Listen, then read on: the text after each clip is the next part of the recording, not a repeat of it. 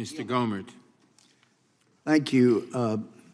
Secretary Mayorkas, in a meeting some of us had with you April 5th, you agreed to find out who gave the order to prevent members of Congress like me from going undeterred to the border to see for ourselves what has happened.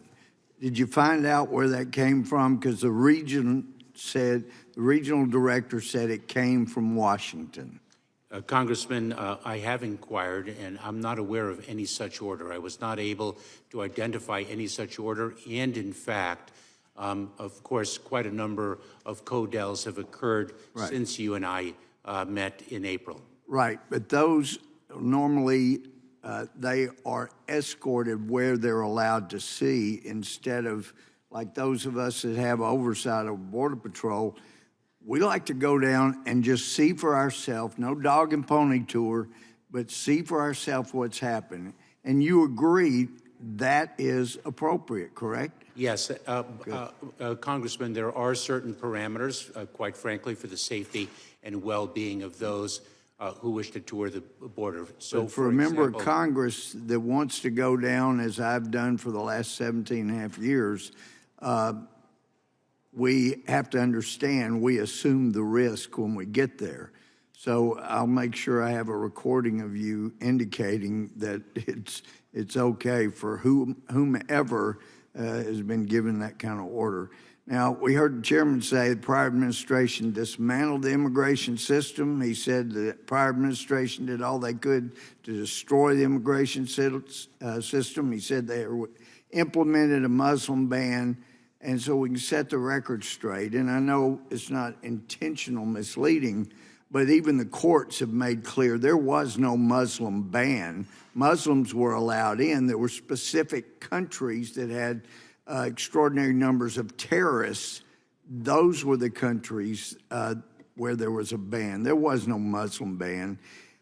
So when I do want to know, though, you say immigrants are placed in immigration proceedings, but you didn't say where they go during those proceedings. They remain in the United States. When you say somebody's placed in immigration proceedings, and then you further clarified that some are detained, if they're not detained, the vast majority go released around the country, correct? No. Quite a significant number are placed on alternatives to detention. We use the acronym ATD.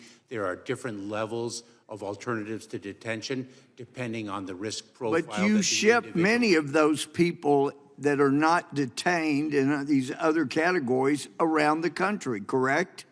Yes, on alternatives to detention. And that's one of the things you're looking to increase the money for, is to pay NGOs and to have your own folks who can help get those people shipped around the country, correct? Congressman, if I can explain. You have asked for an increase in that amount of money, correct? Yes, we have. And so I'm wanting to know, though, who makes the decision where these different bus loads, plane loads, train loads, who makes the decision where they are going to go in the country? So, Congressman, there are different tiers of disposition depending on the risk profile. I'm wanting to know who makes those determinations. I just want to know who makes the determination. I don't have time for filibustering. No, Congressman, I'm trying to answer your question. Yeah, who makes that determination in those categories? Your Honor, that's my days as a prosecutor. Congressman, Immigration and Customs Enforcement makes a determination subject to an immigration court judge as to who is placed in Who makes that decision in ICE? The ICE personnel with expertise make a decision with respect to who should be detained. Wow, it sounds like a star chamber. We don't get to know who is making the decision to send people to these neighborhoods. Well, I only got 27 seconds. Let me just say, as you know, Article 4, Section 4, says the federal government is going to keep the states free from invasion. That hadn't happened. You know, there was Pancho Villa's guys in 1916. They came in and killed 19 people in New Mexico. That was considered an invasion. we're losing 100,000 a year. What will be your response The time of the gentleman has expired. when Texas The time of the repels gentleman- the invasion? The time of the gentleman has expired, Mr. You allowed 2 minutes beyond your time My limit policy, to let the my witness policy, answer the excuse me, question. Let me explain exactly what I'm doing so everybody knows, Okay. okay? If someone has asked a question before the clock expires, I let the witness answer it. The majority of the question was asked. If the witness is in the process of answering a question, I let him finish. You've heard me say the time of the gentleman or gentlelady has expired, the witness may answer the question. Correct.